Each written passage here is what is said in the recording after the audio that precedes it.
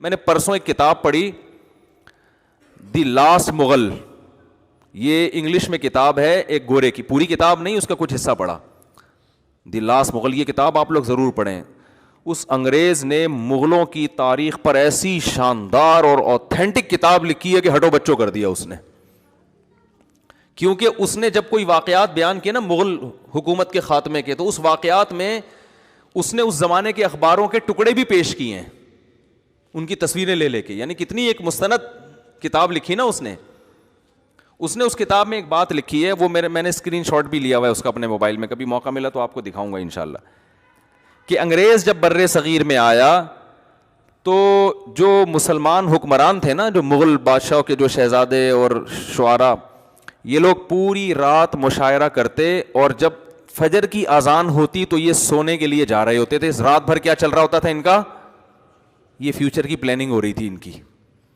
رات بھر شعر و شاعری کے پروگرام چلتے, مرزا غالب بھی تشریف فرما ہوتے اس میں, ساری رات شاعری چلتی, اور حکمران صبح سونے کے لیے کہاں جا رہے ہوتے, پھر شہزادے اور یہ جتنے بڑے لوگ ہیں نا, یہ سب سونے کے لیے جا رہے ہوتے تھے. اور انگریز صبح 4 بجے اذان سے پہلے اٹھ کے ایکسرسائز کر رہا ہوتا تھا. نہیں آ رہی بات, میرا خیال ہے. اب آپ مجھے بتاؤ, ایک قوم ساری رات شاعری سنتی ہو, یا پب جی کھیلتی ہو, یا ڈرامے دیکھتی ہو. اب ڈرامے آ گئے, پب جی آ گیا, اب شاعری ختم ہو گئی. شاعری میں تو پھر بھی فائدہ تھا, کم از کم اردو ادب میں تو مہارت ہوتی نا. پب جی میں تو وہ بھی فائدہ نہیں ہے, وہ بھی نہیں ہے. تو ایک قوم جو رات 4 5 6 بجے سو رہی ہو, اور دوسری قوم جو 4 بجے اٹھ کے ورزش کر رہی ہو, تو فیوچر کس کے ہاتھ میں آئے گا بتاؤ؟ جو رات بھر شاعری سن کے, ڈرامے دیکھ کے, فلمیں دیکھ کے, پب جی کھیل کے سونے والی قوم ہے, یا وہ جو صبح 4 بجے اٹھ کے اپنے دن کا آغاز شروع انگریز یہ کر رہا تھا.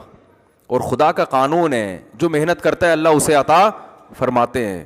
انگریز نے کتاب لکھی ہے, ابھی بھی وہ زندہ ہے, گورا, اور بہت اوتھینٹک کتاب ہے ہسٹری پہ. انگریز بعض کام بڑے خاندانی کرتے, چھوڑو بھی ہوتے ہیں, ایسا نہیں ہے کہ سارے صحیح ہوتے ہیں, لیکن اگر ان میں کوئی فیصلہ کر لینا کہ میں نے ریسرچ کرنی ہے, تو وہ ریسرچ کا حق ادا کرتا ہے. اس نے اس زمانے کے اخباروں کے ٹکڑے, ان کی تصویریں بھی ڈالی ہیں.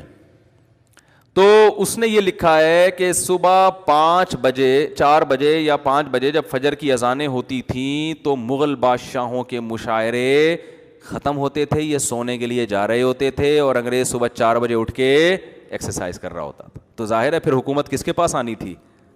انہی کے پاس آنی تھی, جو اپنے آپ کو تیار کر رہا ہے مستقبل کے لیے.